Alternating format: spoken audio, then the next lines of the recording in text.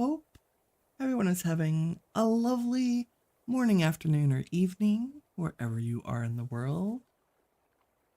It is a Thursday for me, which is an unusual day to be streaming, but I'm happy to be here. I feel like it's a special treat to have y'all on a different day.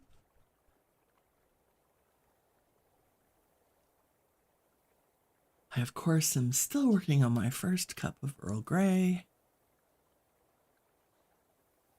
though I did get up and shower this morning, so I'm slightly more awake than usual. I kind of have a hodgepodge planned for today's episode. The first of which, you might notice some changes behind me on the hill.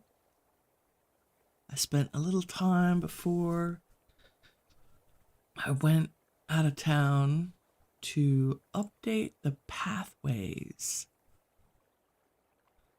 from the newly moved bridge all the way up to our base place. Words are hard today, but that's not unusual.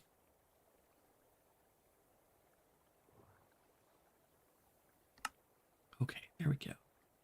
All logistics settled, which is awesome. Let's take a look at our path. So we moved the bridge last episode with RF tools. I would not say that we have mastered that particular method.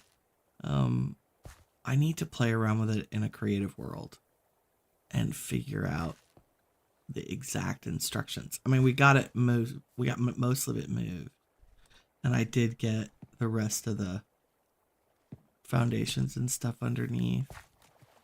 I actually moved them over here, and you can tell I've cleared out some of the land that was under there, and of course it's raining. It's a feature every time I start an episode. It rains. I actually ended up using the exchange gadget to replace a lot of the sand that was in this bay with dirt, so that I can go through and decorate the edges like I've done here in this little part with a little bit of mud and packed mud, and our usual path blocks and coarse dirt, and my fishing chests. I made a tiny fishing dock just to have somewhere to stand out over the water. I probably need to make a mega torch and put it down here for mobs. Possibly. I mean, nothing can spawn in the water around me other than drowns. But it's nice, since when we go on adventures, we want to be able to leave our base from our porch here, our dock. So yeah, I'll work on the RF tools thing. And let's go up the path so you can see it. Also, mud brick, path blocks, coarse dirt. And instead of using the Umbran, I did a little farming of this local mauve wood that actually was here in the field. And I discovered that the mauve trees follow the same growth pattern as an oak. And I'm going to turn down the weather because it's super loud. Good morning, Kirk. How is the show? The show is excellent. I'm actually going to talk a little bit about the show. Good morning, Koala. How are you, lady? It is good to see your faces. Fancy seeing y'all here, yeah. We wonder where you were. So I'll show you a little trick with these trees in a minute. You can because they're like an oak tree, normally they grow up like this. And because there's so many flowers in this biome, a lot of these trees ended up with beehives, which is cool. But normally they grow up like this, like a little oak. But if you do this crazy trick where I don't even have anything on me, I'll show you all in a minute. If you put the sapling down and then put some half slabs around the top block of the sapling, like one block up. Oh, you were playing Star Wars together. Oh, that's cool. You know, I own that. I need to I would really like to try to play, in all my free time. Because it just sounds really cool. What were y'all up to this morning? Were you just doing some basic quests or on a raid or finding Chewbacca? What was happening? I'm nosy. I mean, not that that's news.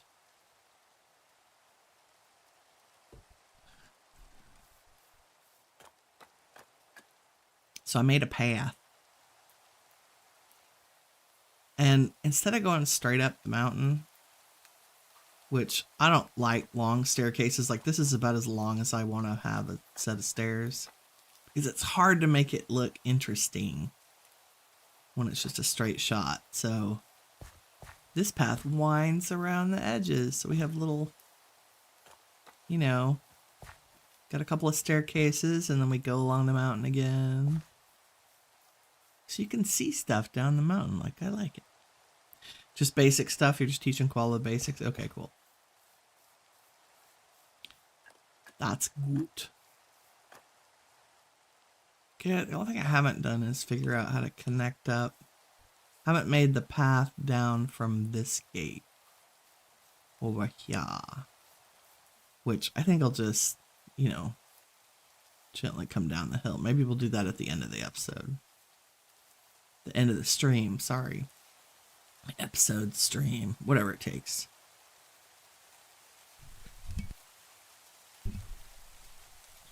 Terraces, yes, that's the word. Thank you. I was like, those things, hold back the dirt. So I have, what, am I going to spend the whole episode walking backwards? Probably not. Let's see. Got my to-do list, and of course I just added 3 things to it. So I decided to go back to the other base. New path, chanting area. Tree, big tree hack. So we got a lot. I showed you the new path. I'm going to show you the new lighting I did inside. See what you think. We're going to throw down the enchanting area, which means I'm going to need some wood. And here's hoping. Ah, yes. I was hoping I had some regular oak. Some regular oak. Kirk says in military terms, it's a bulwark. Yes. Koala says Kirk was spoon feeding the koala. I mean, sometimes it's nice to be spoon fed. To have someone who knows their stuff say, this is this and that is that. We all need that at some point for different things. I know when physics goes off on a political rant, sometimes I have to stop her and go, who are you talking about? And it'll be some political position I've never heard of and don't really care about.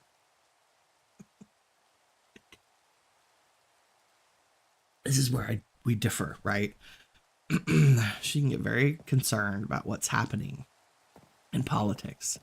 And I'm of the philosophy that, which is much more the stoic side of things, which is I can only control myself. I have zero control of other people.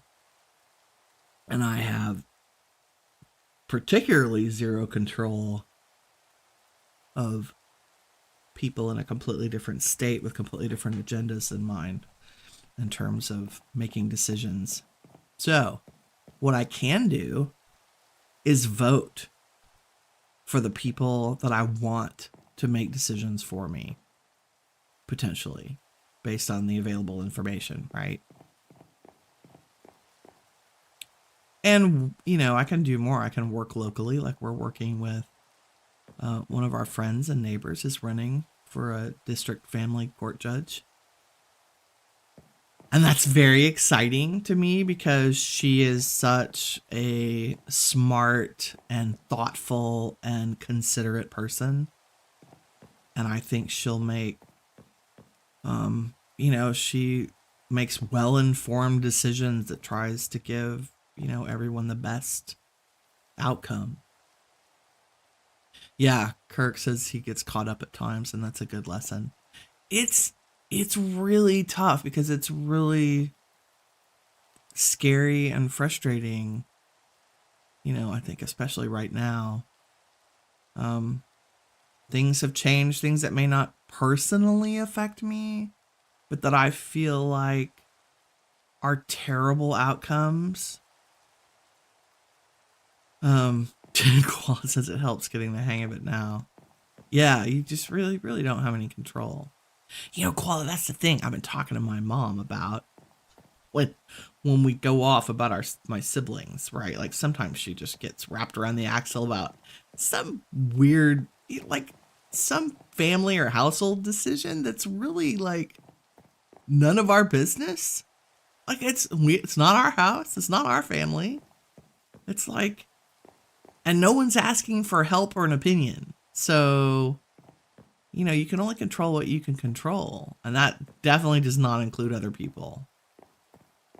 Like, only I have control over the lighting system in this build. Unless I invited people to the server. So I made terracotta. And this is shrunken blue glazed terracotta from chipped. So it's just regular glazed terracotta, and then you put it in the chip thing and you can make all kinds of things. And I thought this looks like a cool flower. And it's got both colors. It's got the purple and that blue from the magic planks that I grew. And I think they look cool. And now you can see in here, which is a bonus. I don't know what I'm going to do on the floor above. I got this as a wild hair late the night before we went out of town. I was like, let me just finish this room and then I'll do the others. But it also has the added benefit of looking cool upstairs with the pattern and the floor. Like this one already has, the glass ceiling, so it's got some lights. So I'll probably just mimic that gently over here or something. Fancy. Looks so good. Loves the decoration and the hanging lamps. Yeah, these are just the same wood, this magic wood. It's their trap door. And it's so cool. I mean, I guess I could put him down. I mean, that's kind of cool too. But I like the open, like their little flowers on the ceiling. Although now that I see them down, that looks more like some kind of lantern thing. I don't know. If I were really smart, I would hook up redstone. It'd have to be remote redstone. And we could open and close the whole room. Boom, boom. Ah. Next time. I think if I made the floors, I used to do this.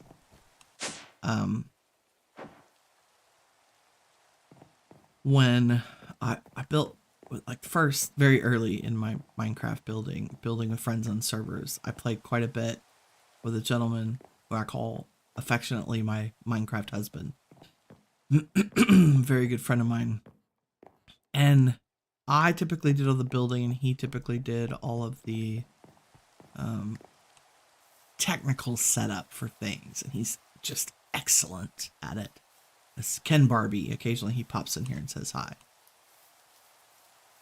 And I learned that if I wanted to hide all of his, jiggly wiggly wiring, I had to make my floors at least 3 blocks thick.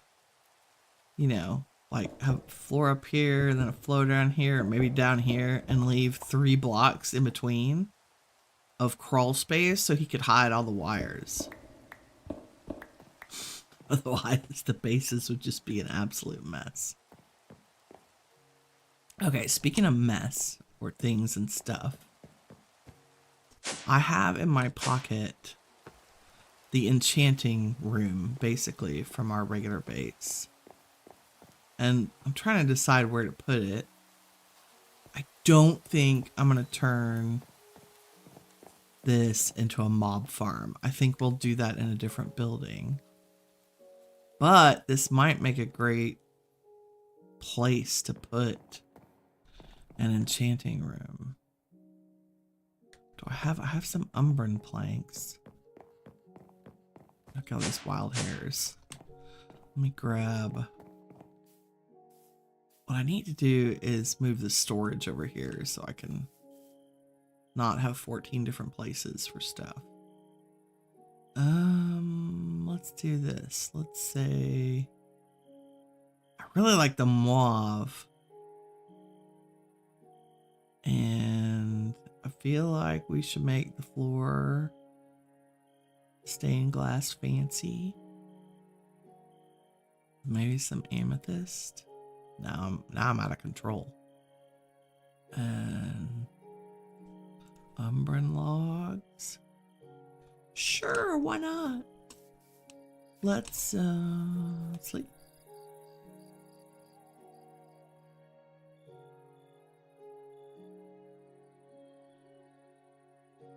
The male physics, yeah. Don't tell her that, but yes. No, she doesn't care.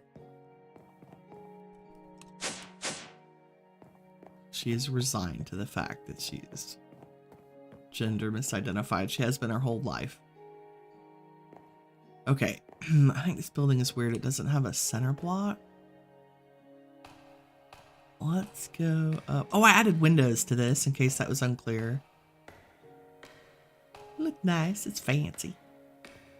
We don't need to go up this high. It is. We're gonna try to make the floors right between. So that would be. Can I make these maybe?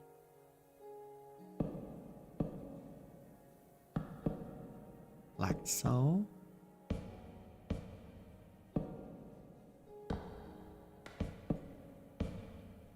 This is it, the ultimate Minecraft experience. Building from a oops. From scaffolding.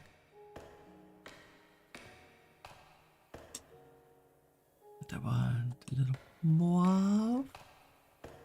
And we're gonna have to put an elevator up here so we can get here faster. Oh, she has so much redstone and farm talent. Yes. Oh my goodness. Yes, she does. It's ridiculous. And not in a bad way at all. And it's all my fault. Like, she blames me. Why did you make me play Minecraft? Now all I want to do is make iron farms and chicken farms. I was like, yes, that was my evil plot to begin with. To have you do all the redstone. The other big discussion we get into about Minecraft, which is highly amusing to me, is she does not understand why I don't do more redstone.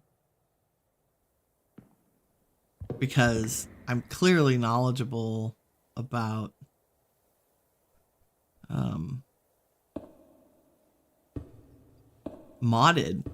complicated modded technical things. She's like, it's not that much difference. And I was like, oh no, but it is. It is different.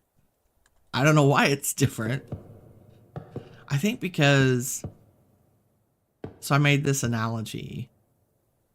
I believe, can I do that up there? No, because I'm done with the roof. I mean, we might get back up there in a minute, but I made this analogy that the stuff that I do with modded makes sense to me because I worked as a project manager for development teams for more than 20 years.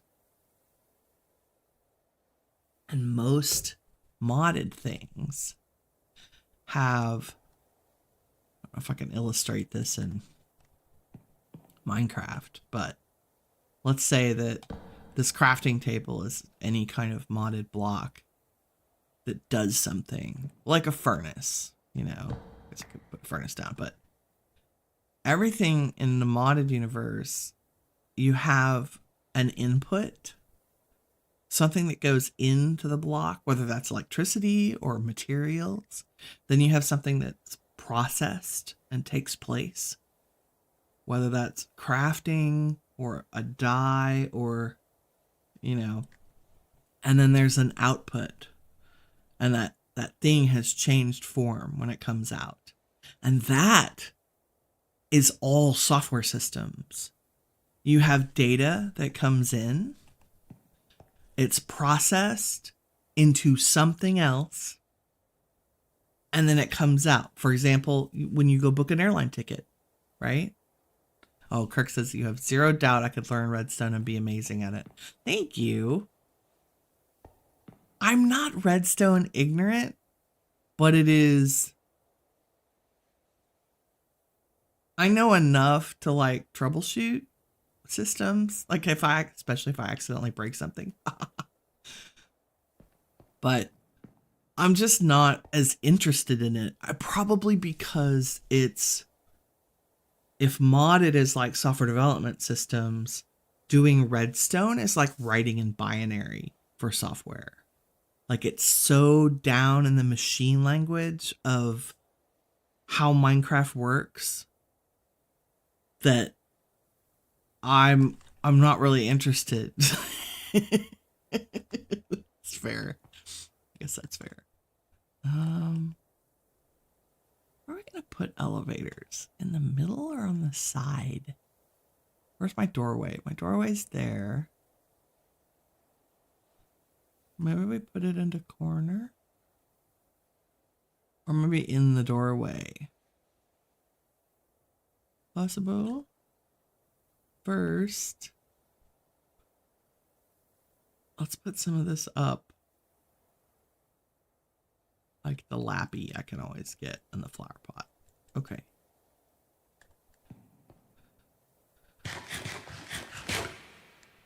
But yes, all modded Minecraft reminds me of software development. Because in software development, every system, no matter what it is, has an input, a process, and an output.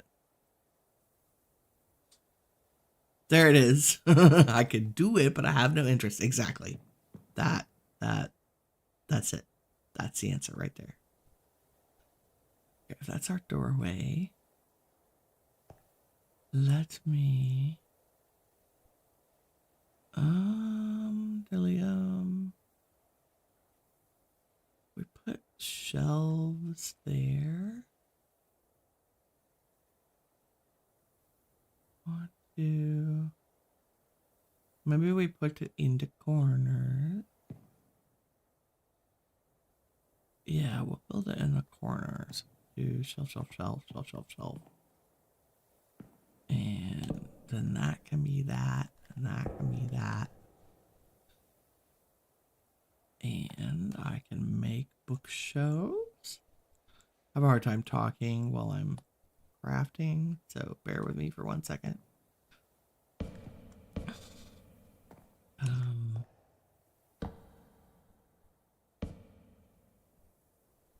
then the rest of these can go here.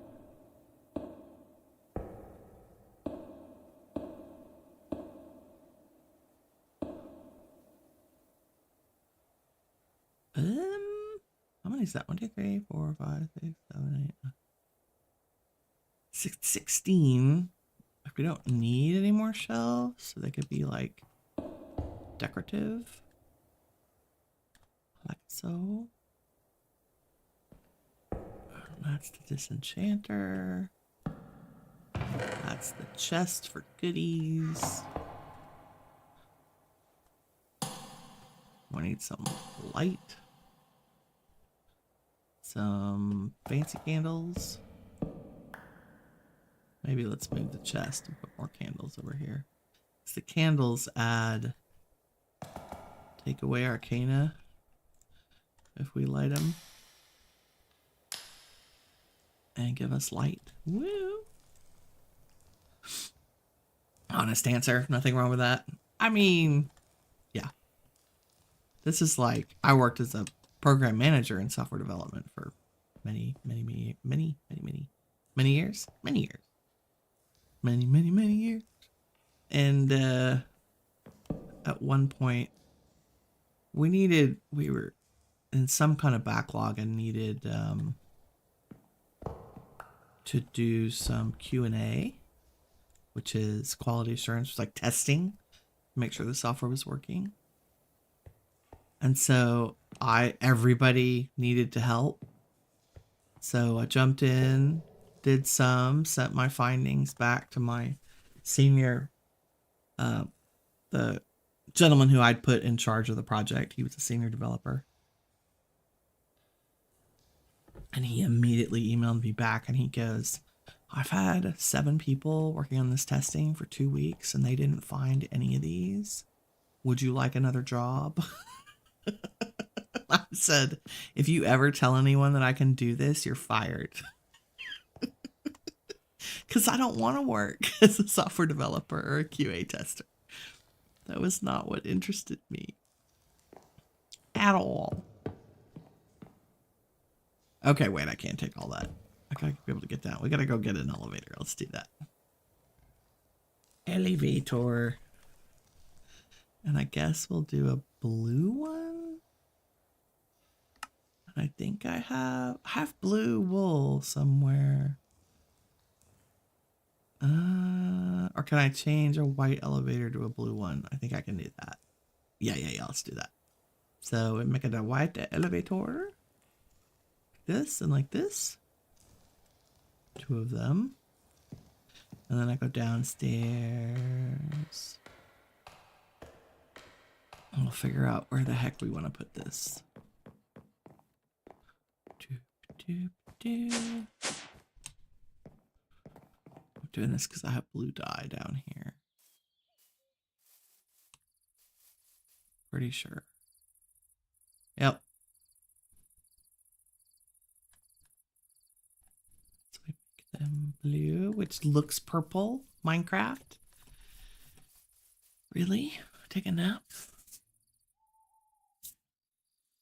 So yeah, I don't think I'd be talking about software development today, but I did. I worked as program manager for mostly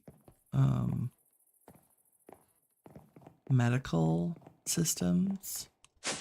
Our clients were the military organizations in this country. And that is the wrong color. How is that the wrong color? Oh, it's because I'm using the mauve. Mauve. Okay, where do we want the elevator? I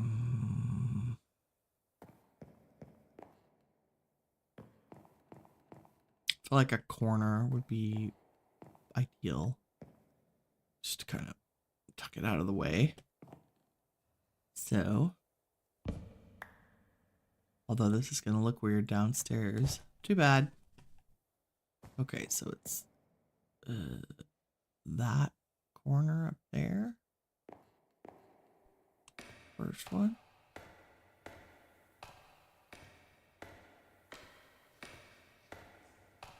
Here. That's good. Right there. Boom. Look at that. Magic elevator. And we'll go like that way. So we have an enchanting room. And I'll make some kind of... We gotta block the ceiling. And make some kind of fancy coffered ceiling thing, maybe.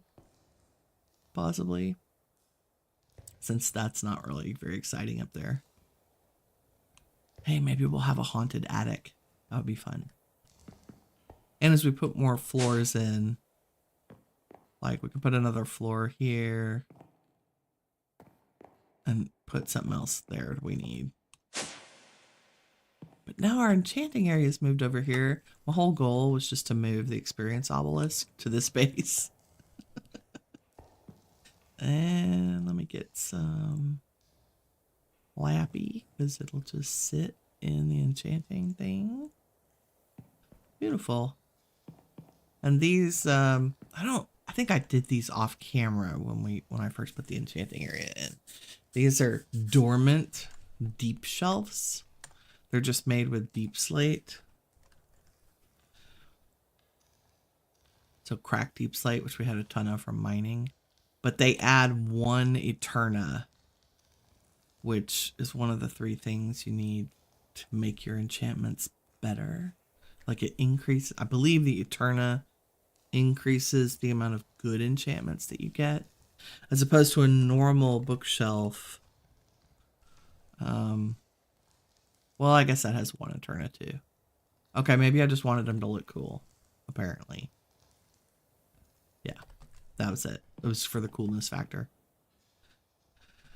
Sometimes it's all about the coolness. I don't know. We'll decorate this room. We'll decorate the doom. Decorate the room later. Yay, it's one thing off our list. I like it. Another thing is, I don't really know if I like this narrow door. I mean, it looks cool. I feel like maybe I need walls there so it's a little bit more open. But walls won't connect to fences, which makes me crazy. Maybe that's okay. I don't. Okay, this is in a weird spot. Let's put that somewhere like tucked away. There we go.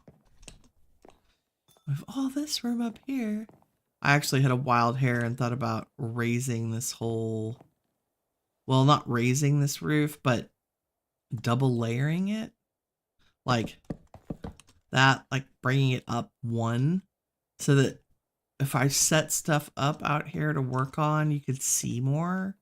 Because you'd be up 1 block. Like right now, I can't see anything. Because I'm only 2 blocks tall in Minecraft. Just sad. But then I realized that would be a lot of work to move this whole platform. Like, to move the whole thing up by 1. Or not move it, but add a layer. And then that would make this tower and building look short. Because it would be 1 block. Like, the floor would be up here. You know? If I raised the platform, and then that just made that look squat. And I didn't like it. So we're going to leave it. Maybe I'll just raise the edges. Make it different heights out here.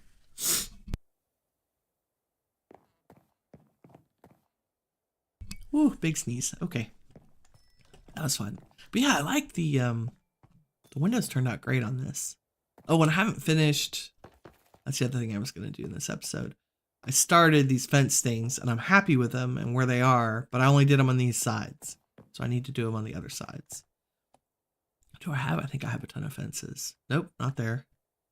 Again, once again, they are in the storage out here. Spend a lot of time running back and forth. Francis. I need some Francis. Okay, there's the magic fences. I want the Umbran. Umbran fences. Really? I put them in my backpack? Oh, there they are. Oh, those are mauve. What did I end up using mauve up there? Huh. Huh. I guess it doesn't matter, but let's use these. And do I have sticks? Not really. Oh, it's because they're called twigs. Nice. Let's make some Frances. I don't think we actually need ton. Da-da-da-da. I think I thought I had enough. So I have all the mauve ones. The mauve ones. Oh, I'm sniffling again today. Apologies for the sniffing. I'm trying not to sniff because it sounds terrible on camera, on audio. No sniffliness. Okay, so I did go to the performance. Kirk, I know you asked at the very beginning of the stream. I had a wonderful time. It was, the city's about an hour north. So not a bad drive, but it is over the highest part of the mountain pass where I live. So, okay, I think I went 4 and skipped 3 and 4 and skipped 3. And we started from the top. Okay, let's do these while I ramble about the performance. It was very good. I think we did, like, we left in the middle of the day. We got there, we ate lunch at a local restaurant, which was fun. We went back to the hotel room, took a nap, you know, like you do. And then went to the show, and it was great. And we actually Ubered to the show. Yeah, the sniffles, I can't really do anything about it. That's very true. I am gonna use a tissue real quick. 1 second.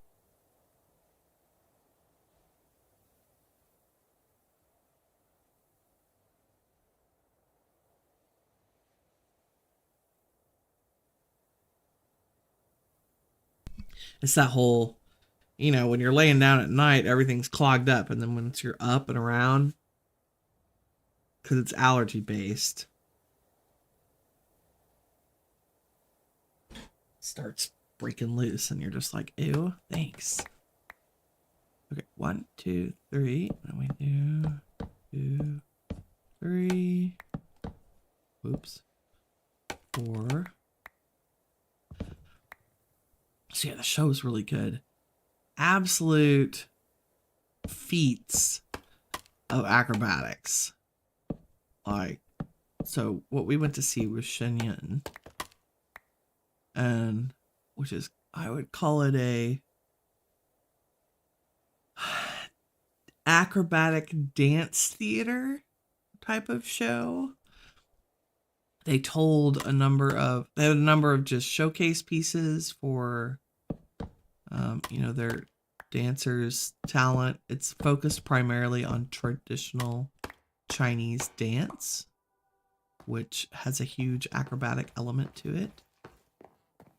They are affiliated with a religious organization, so there's a tiny bit of proselytization of their beliefs, which I did not find offensive or in any way unpalatable. So it was fun. I think I need a flat surface to put a thing on. The important part, though, is that both my mom and physics had a great time. Went to the show. It was great. It was funny. I think one of the takeaways I had, and one of the things I wanted to talk about today, or thought I could talk about today, was how the audience warmed up over time to the performance. So this was, we were in Western Tennessee, which is, I would say, not tremendously famous for its, you know, these folks are hardworking folks who don't live in big cities, right? And I was pleased by the response of the audience to the performances. And to be fair, in large part because the performance was entertaining and funny at times. They told a number of stories from Chinese mythology, um, particularly the story of the monk who traveled with his three companions. It's called The Journey to the West. Very famous historical novel, China. Very comedic parables. And just some beautiful dance pieces, like just phenomenal stuff to watch. So it was really good. Definitely worth it. It's also a test run to see if, driving that far and then spending the night to see a show was like worth it, like worth doing. Because it's a brand new facility. It was built like 2 years ago. And it's a really nice theater. And they will have like all kinds of, they have, the traveling Broadway productions come through, which otherwise we'd have to drive 3 hours in the other direction to go to a much larger city. So it was really nice. Sorry, the hissing of my hands is lotion being put on because winter. Okay, there we go. Tower is, for the most part, complete, I think. It's got a roof, it's got some decoration, it's got fabulous leaded glass windows, and these are the small red stained glass pane that I used here on the ends of the building. It's the same one. So we'll go with something similar for the big tower after I do the blendolio of the layers. That's a technical term, blendolio, which is, or blenderification. Blendemic. I don't know. Tennessee's not known for its. Yes, correct. That was one of my concerns. Because the place that I live is very tolerant, very kind of a mecca for tolerance, which is great. But a lot of the places around us as you go into the hills are not much so. But I find that people were really, really nice and they had a great time. And I think it made me think about the value's the wrong word, but I hadn't been to a live performance of a show in I would a number of years. Like I think the last was when I lived in, the Southwest and went to plays, which is more than, it's just sad. I think it's more than 8 or 9 years now since I'd been in a theater and watched people live on stage do a show. And I had forgotten. Hey, Barbus, how are you doing? It's good to see you, huh? I had forgotten that how important that connection is between a live performer and a live audience. Maybe not forgotten, but it reminded me of why I think streaming is such an important component of having a channel. Because there is no other format. Like, I made standalone edited videos for a very long time before I ever streamed. I'm doing really well, Barbus. I'm very glad to see you. It is. I'm still drinking my tea, still waking up. We've just been piddling around the base, doing some little stuff. And I'm just talking about the show that I went to, how much I miss kind of that bubbly feeling of being in an audience and knowing that everybody around you, like that when we all laugh together at a really well done physical comedy joke, or in the middle of a dance performance, if something is just spectacular and there's spontaneous applause, like because the athleticism of this group was just insane, like there clearly. And there was just stuff happening on stage where you're just like, you couldn't help but clap. But to have that happen in a group, like that's such a wonderful feeling. I get that same feeling when I'm in an audience on a stream and something what feels big and interesting and fun happens.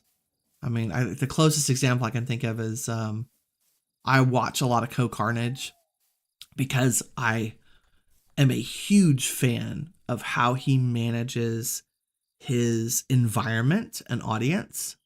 I think his theme is good vibes, and he just does such a magnificent job of ensuring that the the audience and the community is a positive community.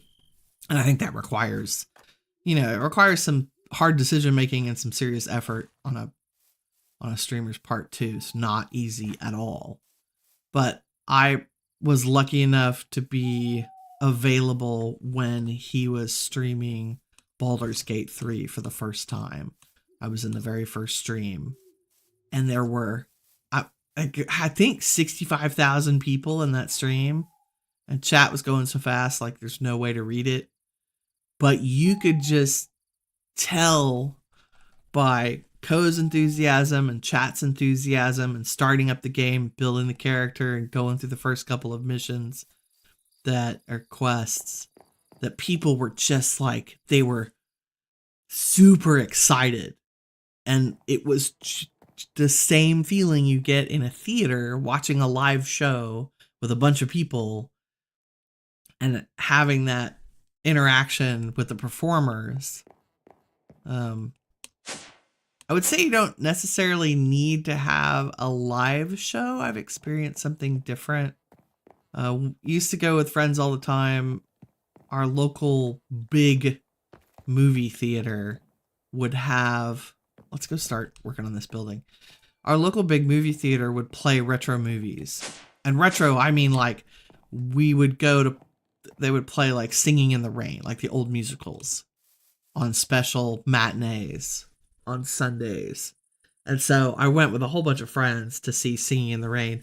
And it was a sold out show. Like in the big giant theater, a sold out show, and the entire audience were, because the movie's been around for so long, I think it's Singing in the Rain's like early 50s.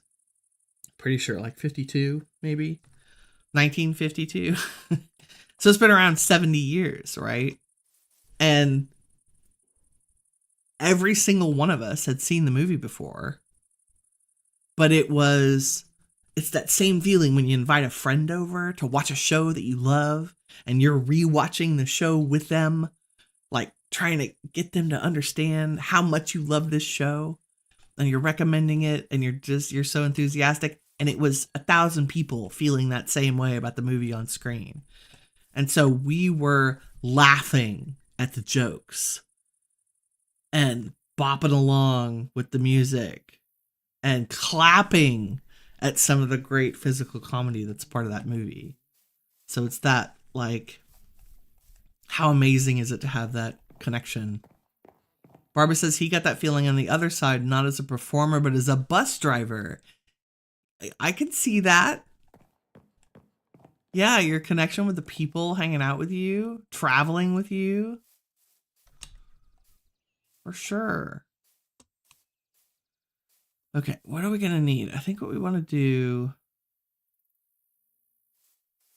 is get all the cobblestone pieces, and we'll make the cobblestone go up and down. And then we'll do the diorite layers. I think that'll be easier. Yeah, because I don't want to take away the dark layer. I would like to add to the dark layer. Y'all will see what I mean in just a minute. And that means let's get rid of a lot of this. And this and this and this and this and this and this and this and this and this and this. And that. And we'll keep this. Don't I have more scaffoldings? I feel like I'm going to need it. Yes, I do. Because Winnie's smart. Winnie's so smart. Like lots of scaffolding. Okay, do we have... We're going to call this couple. Yes. So take you and you and you and you. And you. And you. I don't think I want those. I think I want a few more crack. Where's my mason table? I want crack. And disordered.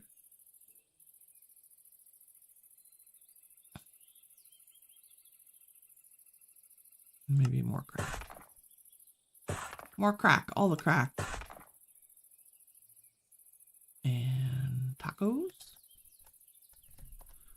Nope, I don't need to eat right now.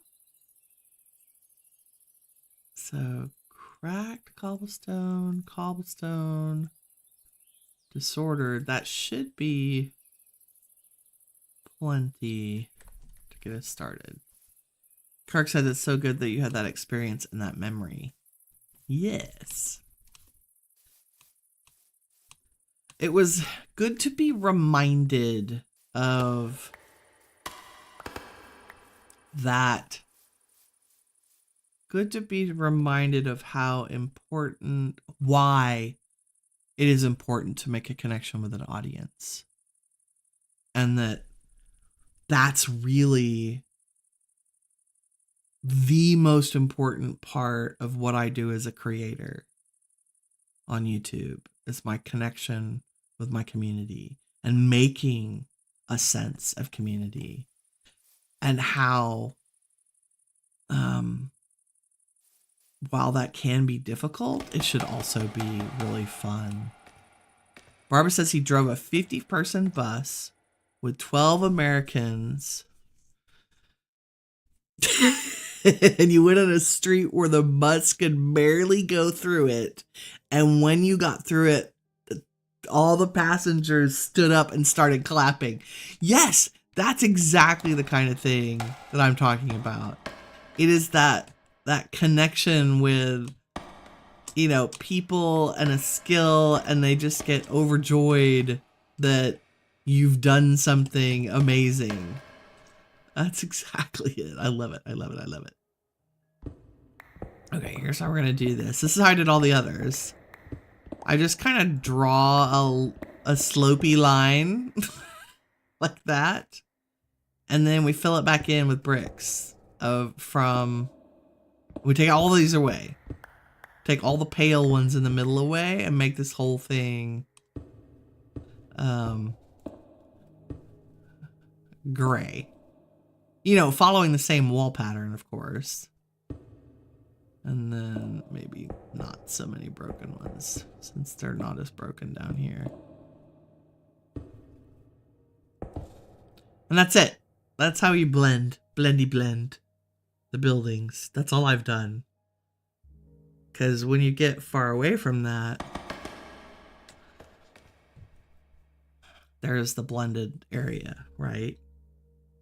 And I'm sure there's fancier, better ways to do that. But I think from far away, that's a good way to go. So I literally will just make little waves all around here. That's it. So yeah, because I've been thinking a lot about, you know, what to emphasize, what to focus on. What do I want my community and my channel to be like? And then how do I make sure that I'm doing things that help support that community? I have kind of an unfair advantage in that I was a manager to large teams for a very long time. You know, I guess we could go down a little bit with some of these. All right. So I have a good understanding of how to manage groups of people, but managing groups of people is a little different than creating a community. Not much different, but it's still different. So for me, it's also still a little bit of a learning curve.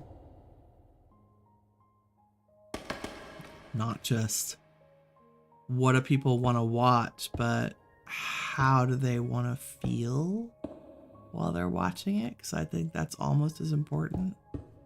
And then how do I make sure that I'm supporting the community by, you know, making sure that the negative things don't interfere with our enjoyment of what's happening in the game. Kirk says he's only really experienced that at small gig rock shows. Yeah, in 2014, when you went to a town in nowhere, Mississippi, you saw Grand Funk Railroad, Grand Allman, and a few others with a small venue and a small crowd. Everyone knew all the words, and you were dancing in your seats. It was amazing. Yes, I'm totally with you on the incredibleness of that feeling.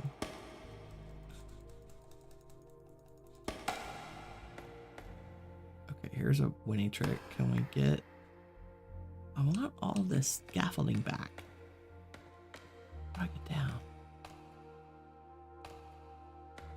It is. I want to create an environment where people want to hang out and have a good time doing it, and where it's, you don't have to pay anything, you don't have to participate, you can just be a fly in the... I love lurkers. Lurk to your heart's content. You don't ever have to say a word to anybody if you're just here to enjoy a chill morning, you know, with some good conversation and some fun people. If you like to chat up, like talk to your heart's content, please do. I think I'm probably going to be some backseat driving is okay, especially if it's a game that I'm not very good at or new to.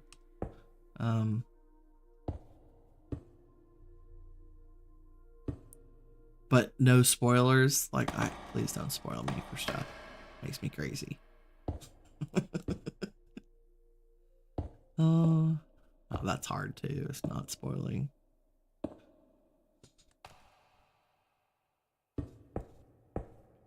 And I think there's a difference between, and y'all can agree with me or disagree with me in the comments here. I actually have a question, and that is, do you think there's a difference between helpful and contributive backseat driving and know-it-all syndrome?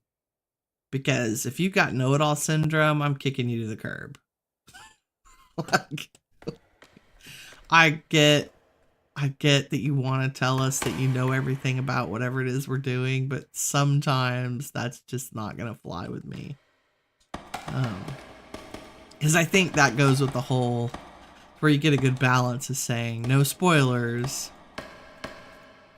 You know, don't play ahead for me. Let me play the game. But I also, if I'm doing something and somebody has a better way or an alternative way, I'm always going to be open to that. Tips and spoilers. Yeah, tips are great. Spoilers, no thank you. I don't mind tips, and I will absolutely, I think as things progress along, I will be the kind of person that says, I have no idea what I'm doing, please help. Like, does anybody know how to do X, Y, and Z? That, for me, that is incredibly uncommon in Minecraft. Wow, I got this whole tower wall wrong. How? Why are you 2 blocks thick? Is that true everywhere? Hold, please. What are you doing? No, I just did it wrong for some bizarre reason. Why you like that tower? That one's okay. This one, clearly not. I think it's because of, like all the way down? It does. Rude. Because as per this example right here, I am not perfect. at all. I am always going to make mistakes. I am that's my superpower, willingness to admit my own mistakes. For sure. It's a great attitude to have. I mean, it's... yeah.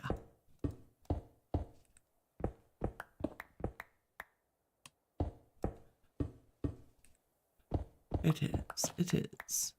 It is. Ooh, Nathan the Special has woken. Ah.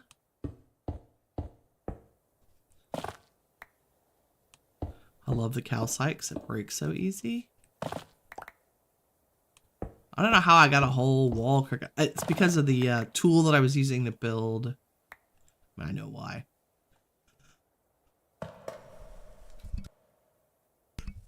Sorry, a little cough there.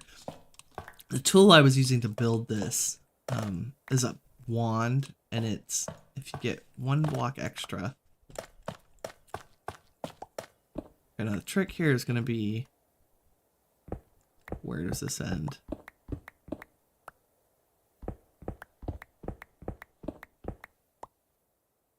And why am my inventory so full? Here we go. Full inventory. Oh, wow. We're, okay. Oh. Okay. It might end with a long step off a very tall building. Almost got it. Here we go. Yes, the best lesson you ever learned, this is Kirk, was admitting when he was wrong. Luckily, it doesn't happen often. I mean, to be fair, yes. But it's like it's one thing if I play some brand new game and I'm like, help, how do I do this thing? Once I try everything I can think of and I can't figure it out, I don't mind help at all. Like, please. And I will address chat directly and be like, help me. Help me. I don't know what's happening. But wow, aren't we done with the night? Oh, there's like 4 more blocks. Okay. Okay. Winnie, relax. But it's another thing to be like in Minecraft and somebody's telling me how to grow a tree. Like, please. I realize that Minecraft doesn't actually track the number of hours, like, because I've played so many different versions and venues and whatever, but I would guarantee you it's more than 10,000 hours of Minecraft. Mostly in modded.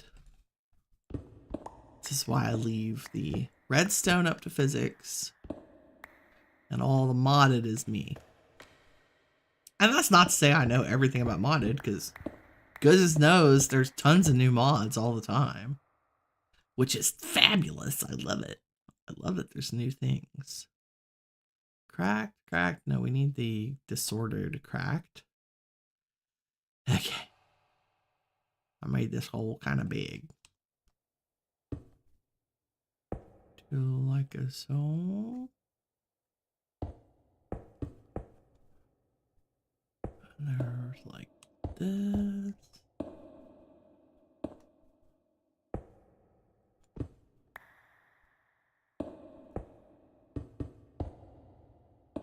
If you think there's any rhyme or reason to what I'm doing, there's not. I mean, not really. I have the best thing anybody ever told me about combining different blocks was to treat the different blocks as if you're making veins through marble. So if I use the cracked blocks, I kind of connect them and put them in patterns that would look like a vein. And so that tends to look better than just the randomized. But even the randomized has come out really well because of the scale that we're building on. Like, hey, it came out pretty good. I like it. I like it.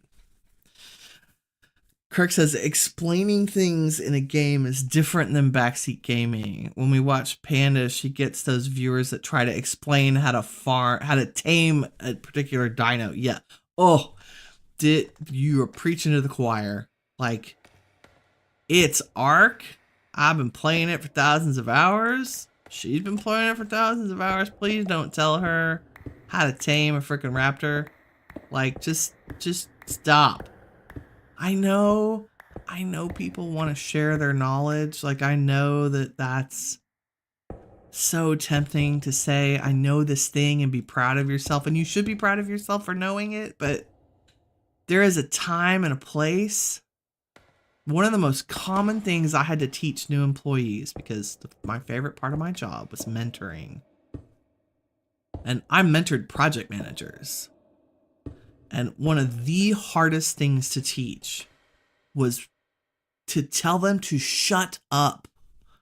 Like, absolutely the hardest thing to teach people is to keep your mouth shut, especially in a meeting. Just shut up. Do not open your mouth until two conditions are met. One, that you absolutely believe that you can contribute a valuable idea to the conversation, and that you have a plan for moving forward on that idea. As in, who should be in charge of it, what resources you could use to complete it, what a timeline would look like, and what the outcome is you could expect. Kirk says he'll admit that when he started participating in Panda's streams, he was bad at it. He worked really hard to learn to let her just play. It's really tough. It's really, really tough. Especially when you're in a position to talk and communicate to somebody. Like, I had a hard time with that when Physics and I first started playing together. I was like, part of it was she needed to know how to do a million different things, because she'd never played the game before. But I had to wait. I had to learn how to wait until she asked me. Because otherwise, it was just, me lecturing. And that's no fun. Nobody wants to hear that. Like, no. It's tough. It's a tough thing to realize and a tough thing to, I guess there's no better word for it. It's really tough to police that in a chat. Karens are so disappointing to a streamer. Yes. They are hugely disappointing. And and because there's a subtlety, there's a difference. It's really hard to explain to some people what that difference is.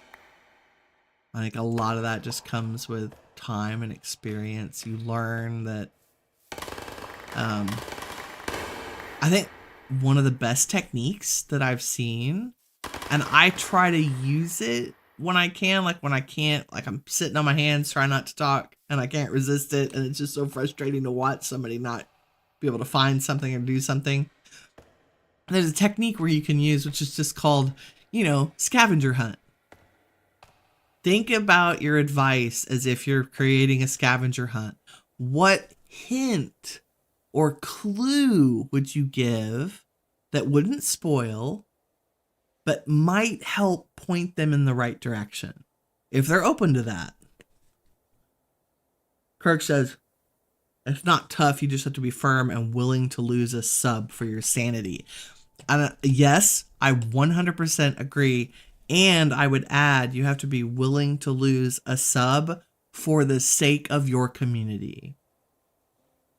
If you want a community to behave a certain way, you have to encourage the behaviors that you want and discourage the behaviors that you don't.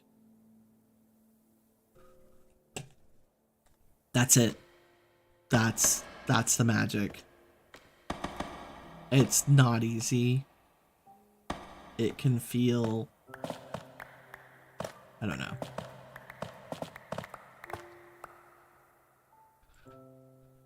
Yeah.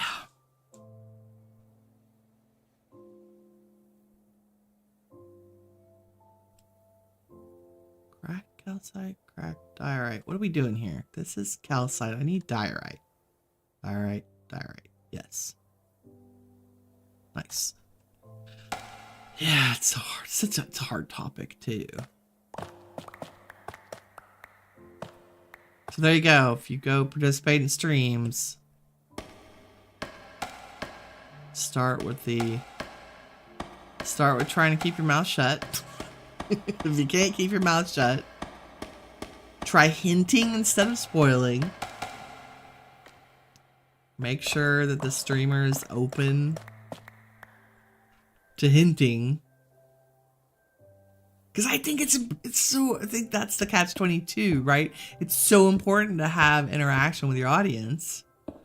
But how do you have interaction with your audience without letting them talk? Like, you have to let them talk. It's so hard. So, my solution to that, oops, is to shoot myself in the foot, because I'm like that. My solution to that, I can freaking have the right thing in my hand, is to, right before a stream, and Physics and I actually do this too, before a stream I jot down a bunch of possible topics that I want to ramble about while I'm playing the game. And it might be the game itself that I'm going to ramble about. There's nothing wrong with that at all. As long as you're the one guiding the conversation about the game. That can be a little tough. Recently I watched, I think it was a TikTok. And the TikTok person pointed out, it was a streamer. They were during the stream, they pointed out that, why isn't this to Otis? They pointed out that streaming is not about playing the game. It's about what you're saying. Like, that the most successful streamers aren't focused on the game. They're not just playing the game. They're talking. And it actually doesn't matter what you say as long as you're saying something.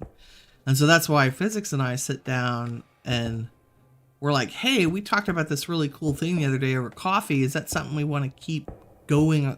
We want to keep having a conversation about during our stream. And you have to be careful with that too. Like, is it an appropriate topic? You know, based on the rating and your channel, you know, vibe, I guess. The YouTube content creators.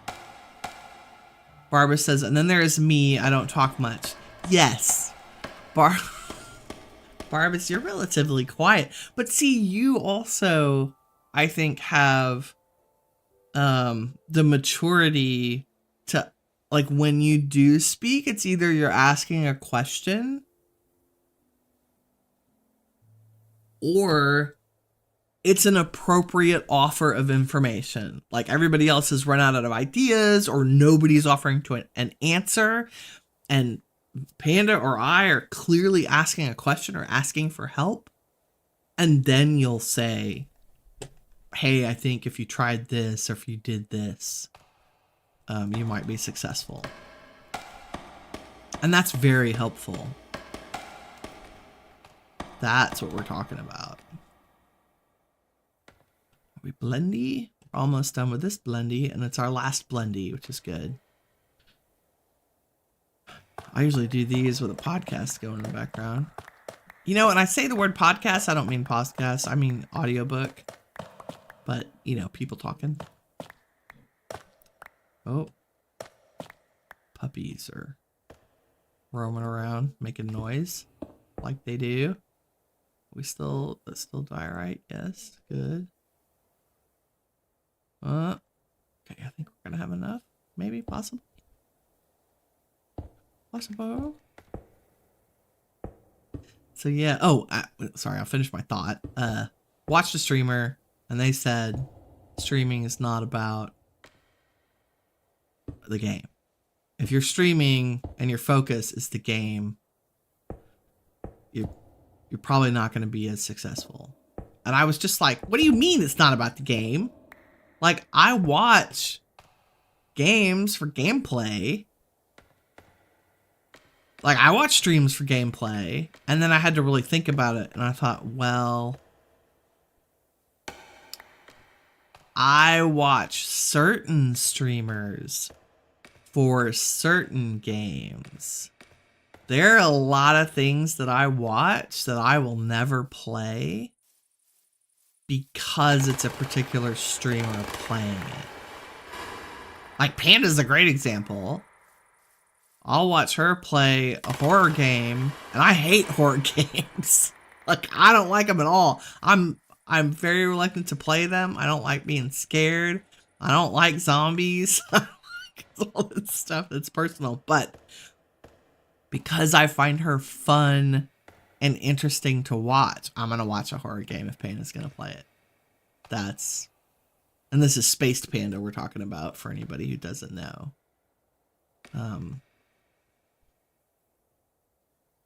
So yeah. Same is true with some other big streamers. I watch CoCarnage for new stuff that comes out to see if I want to buy it. Because he will be the first to say that he's not great at games. Although, I mean, he's solidly very good because of all his experience. Don't get me wrong. But it's really nice to watch somebody who's not an expert play something. Because he's also trying to figure stuff out as he goes. And that's nice. That's kind of a relieving thing to watch. I watch Anna Briella. She does a lot of... I first started watching her for her Conan content. Because I'm going to die if I'm not careful. Wow. Long way down. Winnie okay? Yes, Winnie okay. I watch her for a lot of her Conan content, but she also plays Ark and new games that come out. So I'll take a peek at what she's playing. She's fun to watch. So it is about the person. It's not about the game. Like, that's what I've slowly discovered. I'm like, I was under the impression that I was watching for the games. I'm not. I'm watching for the streamer. And they just happen... Like, I might start looking for them for a particular game, but I will stay with a community for the community, for that streamer, you know, for their particular content. And what I like is not necessarily what other people like. You know, that's the other thing to learn is that just because somebody doesn't want to watch you, don't take that personally. That's their... Now, if you want fast-paced, high-adventure, really good at shooting guns, you need to watch somebody else, because that is not Winnie. I mean, okay, I'm okay with guns, but I'm not gonna play first-person shooters. Just not gonna happen. I don't like them. Night, night, koala. Have a good night. Have a good sleep. We'll see you tomorrow. Take care. Barbara says he talks less when he streams. Yeah. Well, it's hard. Like, you get you can see I'm struggling here. Like, I'm trying to cogitate and process doing a task. You know, I think some of that is just I've got to get better with time. Because I would like to get better with time.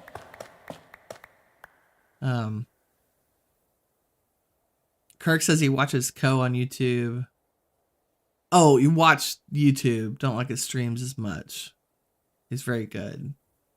Yeah, like his YouTube videos are curated versions of his streams, right?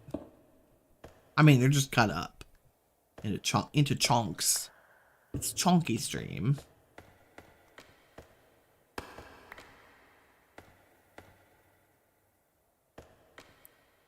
They're small chunks. Hi, Dan. Hi.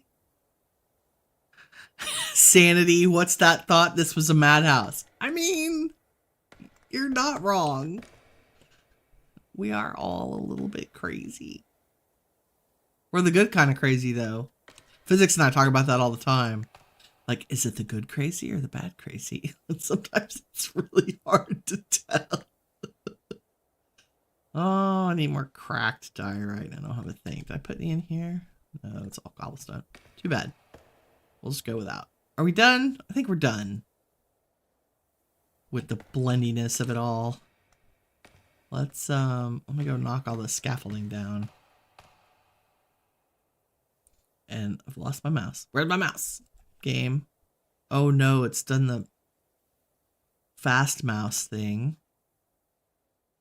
Oh, I need to know, stat, if any of y'all have seen Tracy Chapman at the Grammys and what a freaking amazing performance that was. Kirk says he said it before, he's not into Minecraft. He's here for me and our friends to hang out, chat, and maybe learn something. The way I play fascinates him, but he's here for the chat. Thank you. Thank you. Yes. And that's it, right? That's having a sense of community. My mouse has suddenly gotten super fast, which is the Razer. Let's see. Hold on. Sorry. My little software mouse profiles. Somewhere is a weird there we go. Is a weird hotkey that sets my mouse to like 3,000 or 5,000 speed. I don't know, DPI or whatever that is. Give me all the things. There we go. Okay, let's go. Where's your boss, llama? Where's Bob? Where's Bob? Oh, you know? Okay, this is a trader llama with... I want to experiment with this thing. Don't go anywhere, llama. We're going to tame it and use this weird thing I got in a drop from a super mob after we sleep.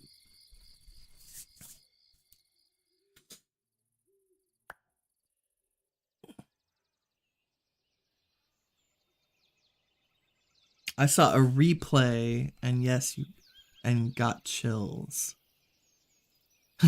Yeah. Okay, I don't need more dream catchers. I have so many dream catchers. So many dream catchers.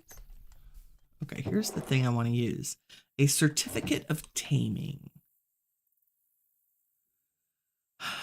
Increases animal attributes by 18% when taming. So I want to put this, like, does it go in the pocket? Yes. Okay, put it in my pocket.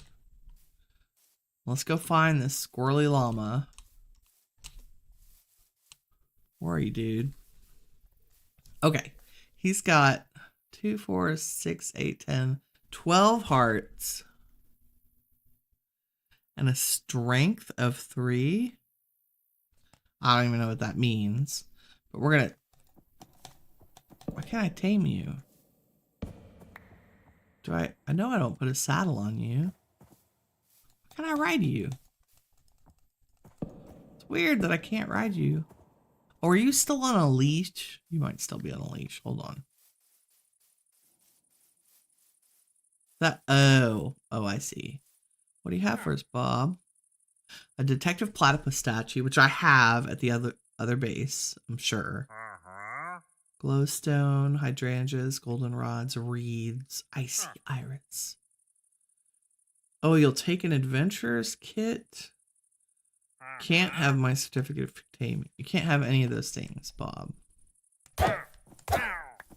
Oh no, Mr. Bill. Whatever happened? You can... I was going to say, you can calm down and I'll be back for you. But if you're going to spit at me... Okay, that one's got a strength too. Okay, let's go try this again. You cannot mount a llama on a leash. Just saying. Okay. Oh. Hey, could you not... Could you not and say we did? I want to tame you. Is it me that's taking damage or him? It's me. Okay, I don't care if I take damage. Come on, man. Be my friend. Be my friend. Are you done? Okay, there go the hearts. Okay, so we've tamed him. What are his stats now? Okay, he got 2 additional hearts. So it did work. He's the 14 hearts. That's really cool. I wish there was a way to see how many slots he would have had. So we have to put a carpet on him or a chest. I think we have to put a chest on him. Just like a horse and a mule and a whatever. There we go. Okay, how many spaces do you have? He has 9. That's a max starting llama. You can breed them until they get the other 6. But that's a pretty good. So he got strong. You got strong, llama. Let's go try his friend. So this means this is true for horses too. Which is part of the reason I was interested in this. If you get additional hearts and stats from a horse, if you start with really good horses, can you get a horse that's better than what's in the game? Okay, this guy has 13 hearts and a strength of 2. Let's see. What do we get other than dizzy?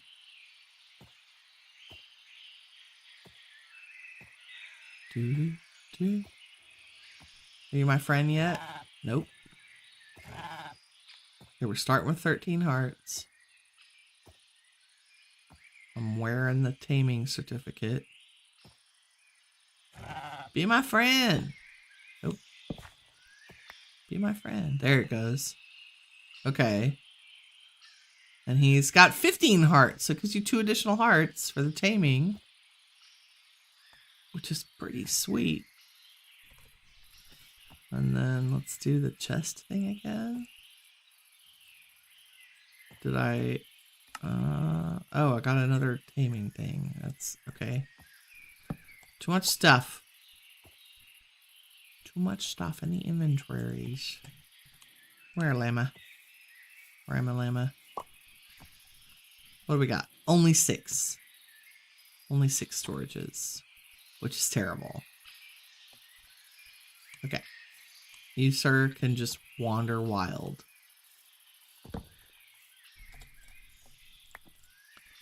Wander wild to your heart's content. We will take your much superior sibling. Thank you very much.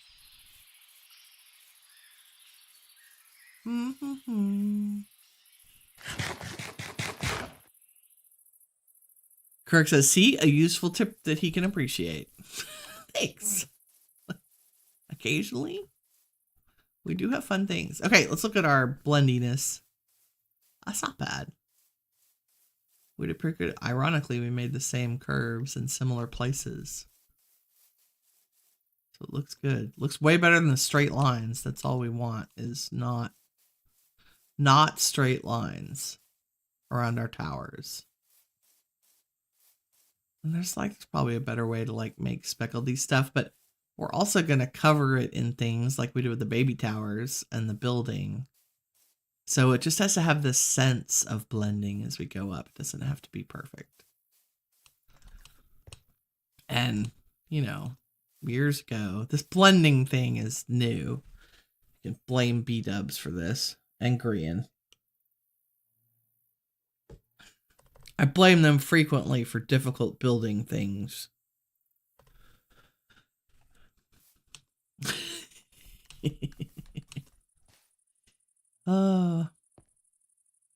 Because I'll go, oh, that's so cool. And then I have to figure out how to do it.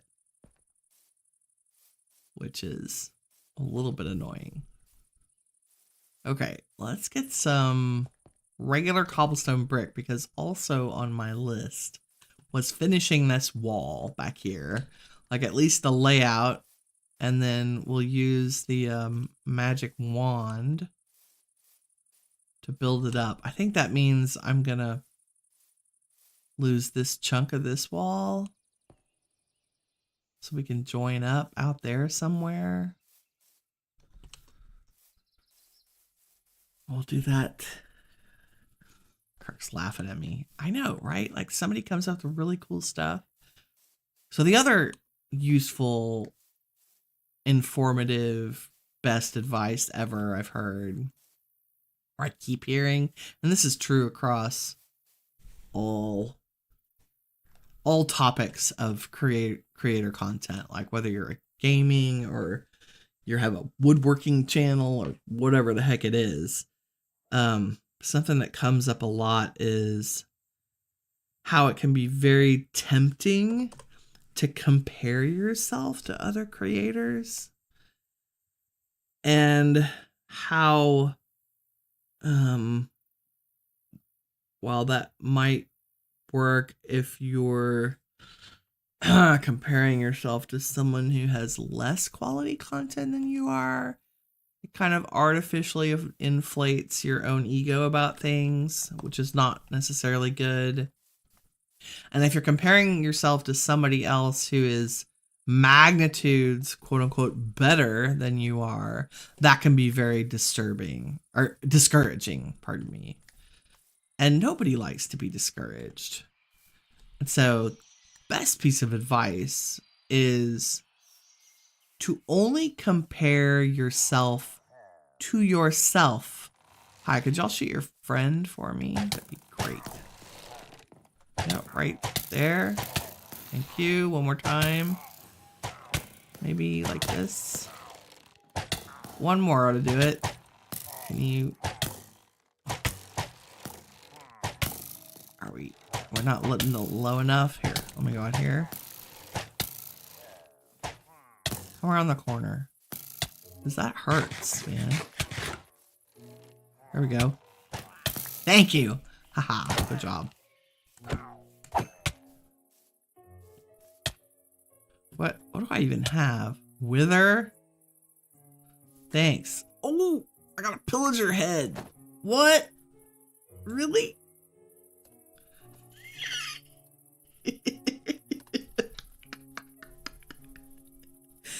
Oh, that's great. I didn't know I had these. That's awesome. Might be my new thing for a while.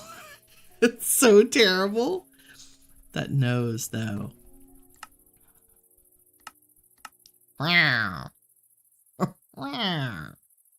Hello. They sound like oh my god, I don't even know the name of the caricature. It's from like the turn of it's like the 1920s. Me, see? Hello, see? But like a super early movie. The gangster movies. Right? Pillager Charm Fragment. Boy, we're going to save that. Let's put all this magnificent stuff in here. I still do need some scaffolding, but maybe not 4 stacks. I'll take my hat back. Can I put this in my cosmetic slot? Maybe. Yeah. Oh, it's so good.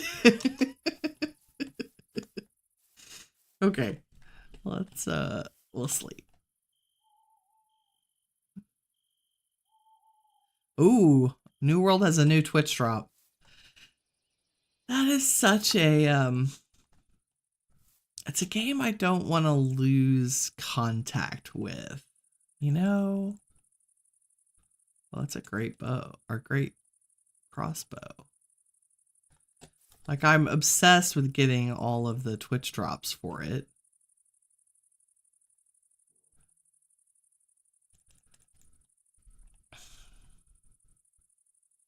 Okay, I'm gonna get a couple of... We definitely need good cobblestone bricks, because that's what we're actually building in to begin with.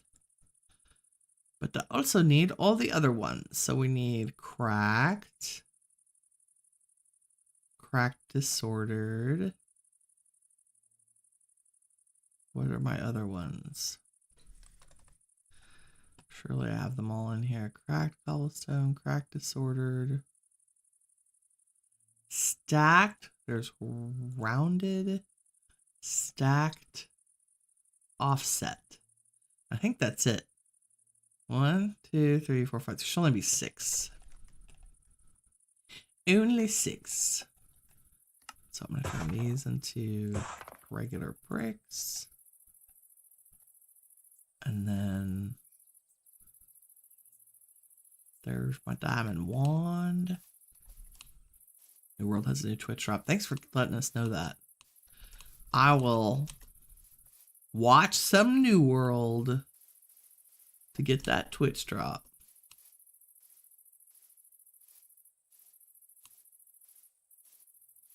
It's a good game. Very fun. Very fun with friends. I think they still don't quite have their late game figured out. But,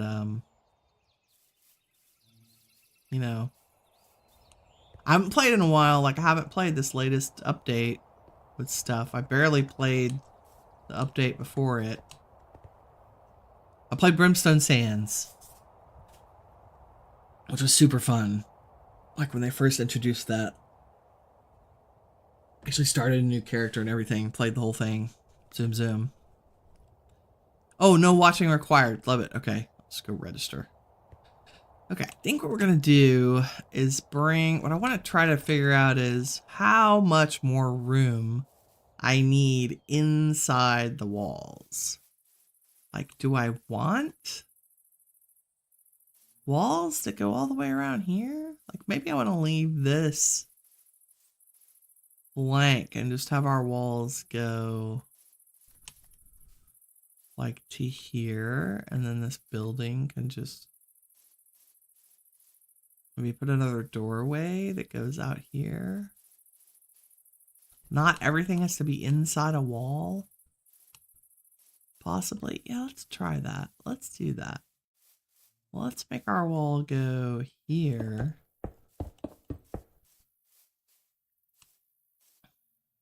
So there's a little bit of space back here.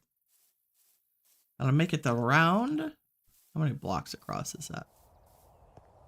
Who even knows? Well, I'll make it. Let's see.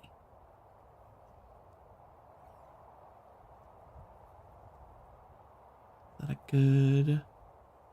It's a good span. A good span. Spanity span.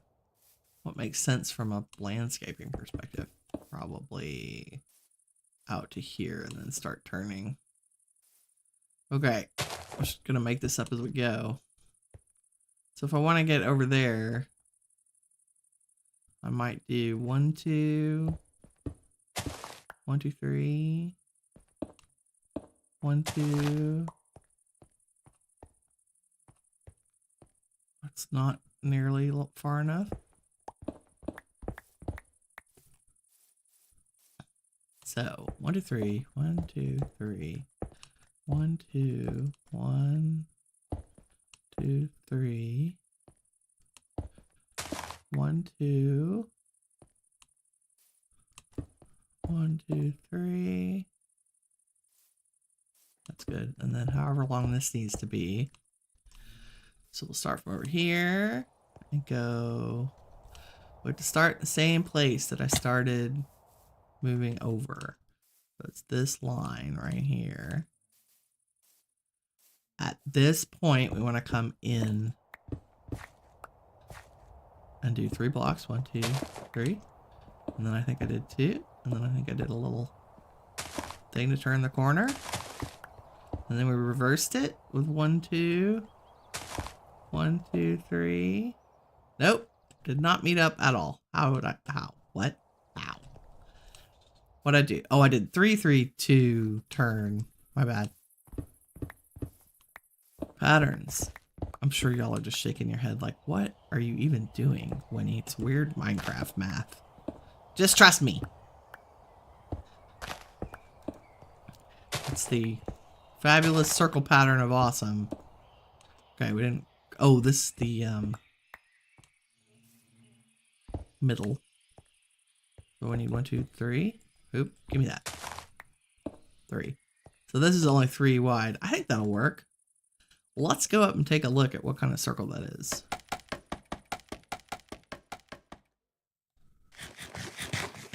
So where am I getting XP? Did I kill something? Oh, the llama. Yeah. Go up high enough. That looks not even. 1 to 3. 1, 2. Oh, I didn't go over 1. Derp. How? You go away. You're bothering me. 1, 2, 3. 1 to 3. 1, 2. 1, 2. 2, 3. 3, 2. Make the left turn. 2, 3, 3. That's right. I guess I could look at the map.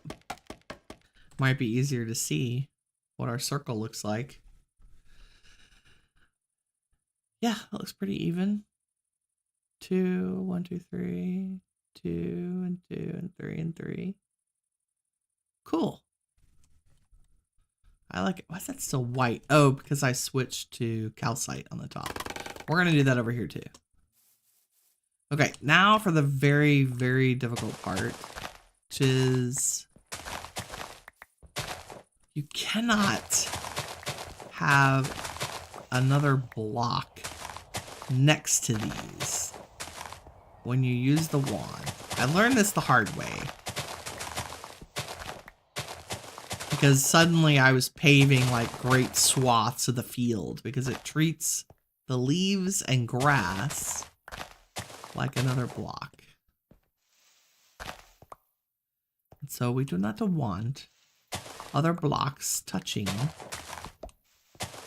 next to where I'm trying to make it go up. I'll come back and fix these later. Like here, see how that block is on the same level? If I took my wand and tried to lay it, you can see how suddenly there's all these blocks around me. It's going to try to place. We don't want that. We want to get rid of that. We want to get rid of all of these. So that now when I put the wand down, it's only trying to put blocks on top of the actual cobblestone, not on top of random pieces of grass. We don't want it on top of random pieces of grass. Go to your home. Okay, we'll start down here because it's the simplest. And all we need to do is make sure that whatever is in our hotbar is only the cobblestone.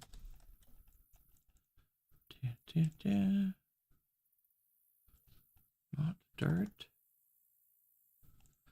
Take everything out of our hotbar, including our tacos. And then we put all the different bricks that we have. Cracked, rounded, offset, stacked. Cobblestone, stacked, cracked, rounded. And now I can go like this. Yep. And it makes, nope, see that one? It's going to try to pave everything to the right. We do not want it to happen.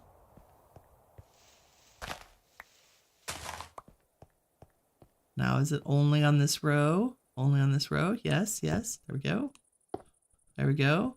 Let's see how that's going to try to pave everything on the planet. We don't want that. Only want this row. Boom. Except that I have dirt in my inventory, and so it tried to add dirt. Give me that.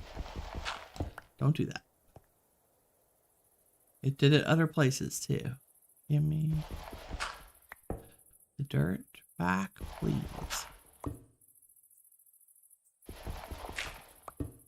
Pretty funny that it paved it random hunks of dirt. Okay, what's over here? More random dirt. And I mean, I guess you could leave your tools in here. However, comma. Welcome back, Kirk. There we go. Wall is taking shape. Let's go sleep. Despite the fact that I have the big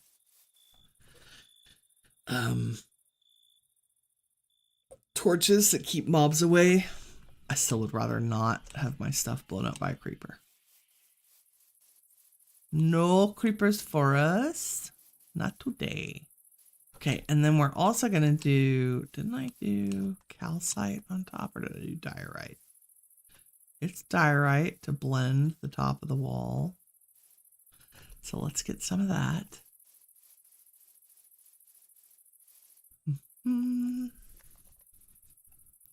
Dio. Nope. D-I-O. Wow, I'm running out. Tell me I have some in the other storage. I do. Not much, but I do have. Well, we probably need to go mining for diorite then. Take my dirt. Go to the mason's table. The only ones from the diorite that we're using are the bricks and the cracked bricks. Mostly because I didn't like any of the others. Like, they have the disordered and the whatever, but for the diorite, I didn't think we really needed that. Okay, we only want the white blocks right now. And I also feel like I should take down...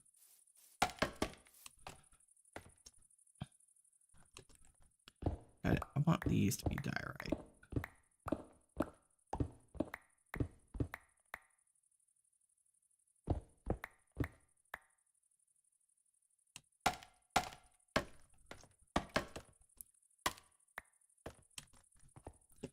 So if we do, I don't want scaffolding.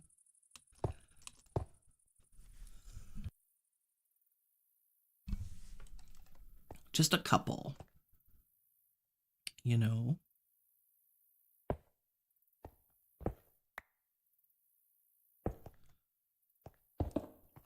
We can do these by hand, maybe. Oop. Sure. Can you... Oh, I don't want to change you. Oh, yeah, there we go. Extend from any side of the original block. That's what we want. So that's random. We want 3 blocks here. 3 blocks here.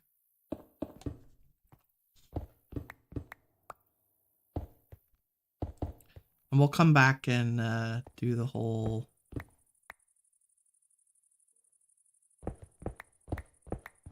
blend with the wall thing.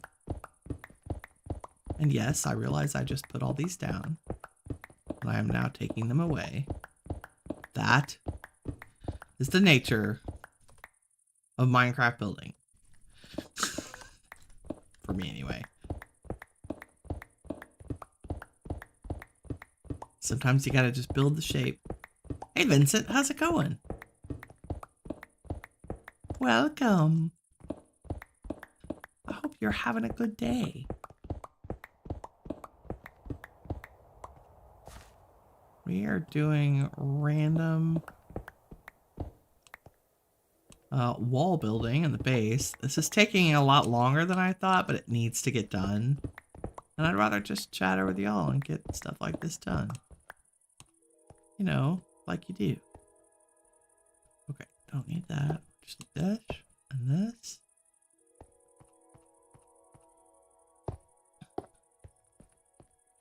That and that. This wand is made. Oop. Almost did it.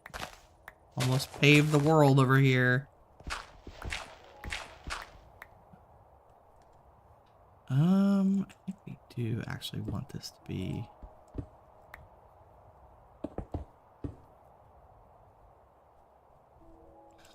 Only the diorite. Only the diorite. We want this whole thing. Psh. Only want this whole thing to be direct. Yes. Like that. Ah!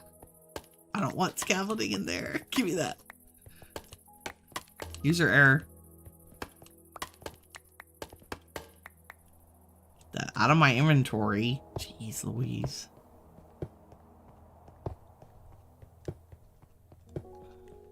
It's the only danger with the whole building from your inventory. Okay, one more line. Good. There we go. Nice. Nicely. Oh, we might leave that as a curve down. I don't know. Why out? Oh, I ran out of bricks. That's why it stopped.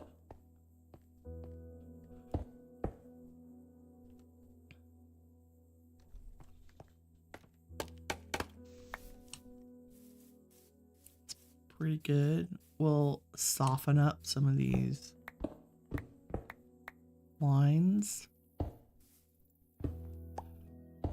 Like you do.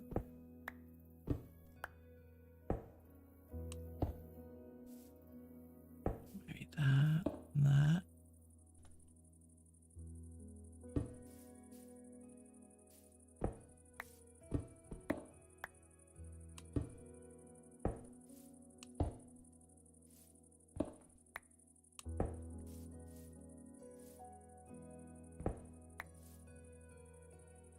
I need scaffolding.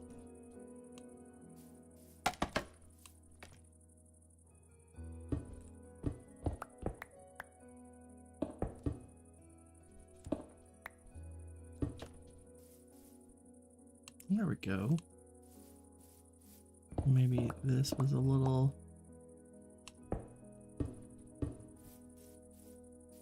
like a soul.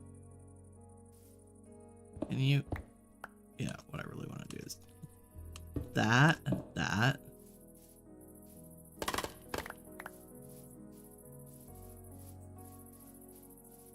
Make it a little more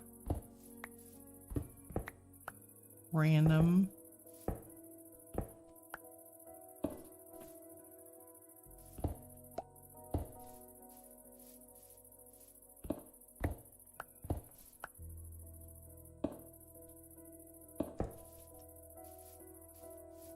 There we go.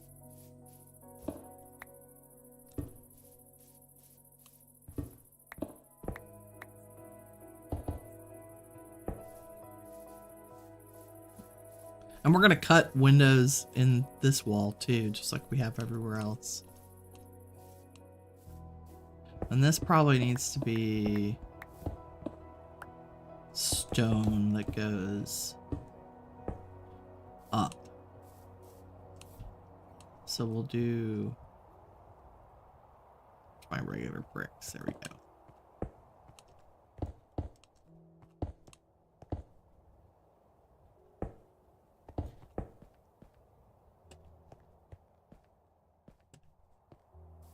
Like that. Okay, I can finish the rest of that off camera. But that's what we do. That's how we've been doing. That's how the royal we. That tool makes laying walls so much faster and easier. Yes, it does. Love my building. Thank you so much. You make my day with your lovely comments. And my soothing voice. I'm so glad. That's my whole goal, is to kind of give us a little relaxation from the craziness of stuff that's going on. I could definitely use some reach on my pickaxe. I completely agree. I think I have some reach books back at the old base.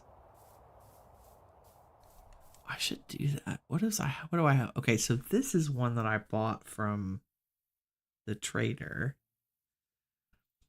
And it's so good, but you're right, it does not have any reach, and that would be easy to add. This wand is amazing. The construction wand. It made building these towers take like 5 minutes, not even. Like, the longest part was going down to get more stone and diorite and calcite, like, because I kept running out. It almost could make the whole circle of this tower. I think it was like, because it'll do the diamond one, will do 128 blocks at a time, I think. You have problems sleeping and sometimes you use my voice for it. What a wonderful compliment. That is, it's really funny, but I do the same thing. There are a couple of Minecraft YouTubers that I watch, and they're so soothing. It puts me to sleep. Like, I really like it. And they're surprising versions. Like, Don't Tell Him, but Direwolf is one. Because he's got such a predictable pattern in his voice. Like, he just he rambles on about whatever he's doing, and I love it. It's become so familiar to me. My customer service voice is awesome and chill. Yes, that's my goal. I'm like trying to keep the vibe for our morning streams to be chill. Okay, I do have a confession to make. And that is that I once again have spent a ridiculous amount of emeralds on another trader tool. Because I looked at the stats and I was like, I have to have that. So I think I'm down to like 8 emeralds. Yes, Direwolf to a C, I'm not wrong. Like, he's just got that patter, you know. And I swear I learn things like by osmosis. Like, even if I'm asleep, I'm learning in my sleep, right? Okay, so this is what I bought from the trader. This ridiculousness. Captive Dreams. Sharpness 5. Mending. Looting 4. Unbreaking 5. And capturing 5. And it was actually that attribute that made me want to get this sword so bad, because it makes mobs have a chance to drop their spawn egg. Like, that seems fun. So if I go up and dispatch something with this, there's a chance that that mob will drop its spawn egg. So where's the llama that I don't really particularly care about? Is it this guy? I just want to see if this works. Like, am I going to get a trader llama spawn egg? Are you the... Yeah, you're the 15 hearts, but you have terrible storage, right? Yeah. Okay, so let's test it out. Did I get an egg? No, I got leather. Okay, so it's just a chance. Direwolf talks kind of busy, and it likes that you stops your own thoughts. Yes! That is, it quiets my brain to listen to him, because I'm more focused on what he's saying than what's happening in my noodle. Minecraft hypnosis. Yes, I'm all about the Minecraft hypnosis. See if there's something else out here I can shake a stick at and get the... There's a creeper. Why is there a creeper out here? Where are you, sir? Also, why do I have a floating tree? Did I not finish cutting this guy down? Like, what the heck? Oh, apparently not.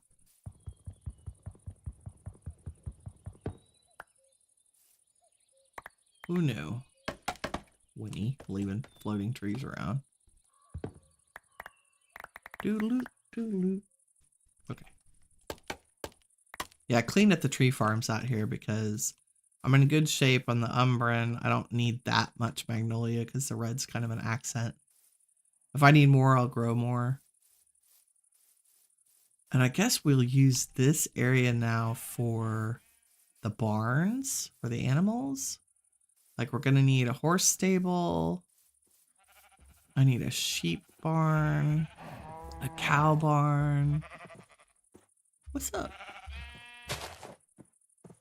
We have all the sheep and things. Oh, there's nothing else to dispatch. Anyway, so I spent way too much money on that sword. But I'm excited. I'm really excited about the looting 4.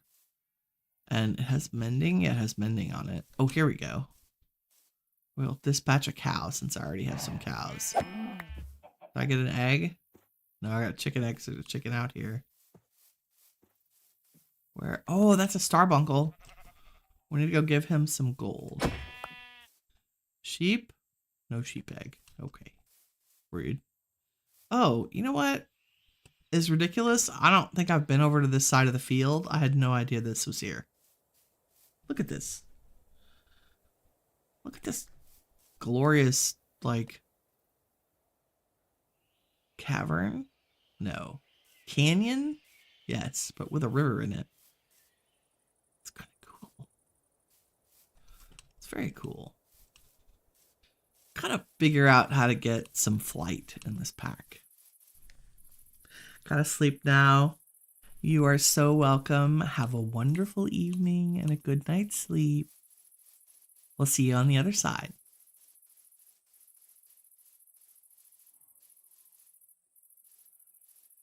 Okay. Oh, Bob's back. What do you have now, Bob? Come here. Sir. What do we got? Wheat seeds. I didn't know they sold wheat seeds. That's good to know. Clover, acacia. Do I have acacia? I feel like I do. Oh, you know the other thing I just realized?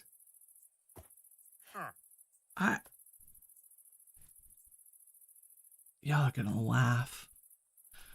I have spent maybe not hours, but lots of time tree farming. Lots of time.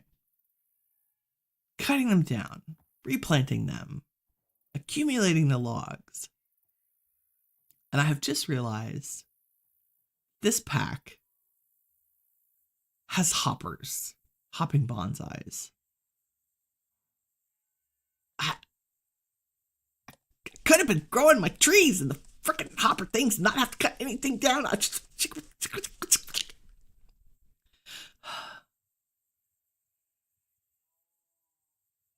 Okay. I mean, it's equally as funny because if we hop back over to the old home base, guess what I have growing in a botany pot right outside the freaking door? Look at that. Hopping botany pot. What is that? It's a tree. It's a tree. With wood I didn't have to farm. This is what happens when you play games with ADHD.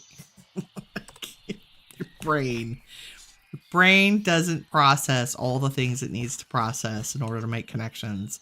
I've been growing tons of stuff in hopping pots. I have an iron farm. I have so much iron, I can make anything, including the hopping botany pots. So, okay, what that means is one section of our new base, probably up on top in the skylight area, the balcony area thing of it all. So first, let's get this and say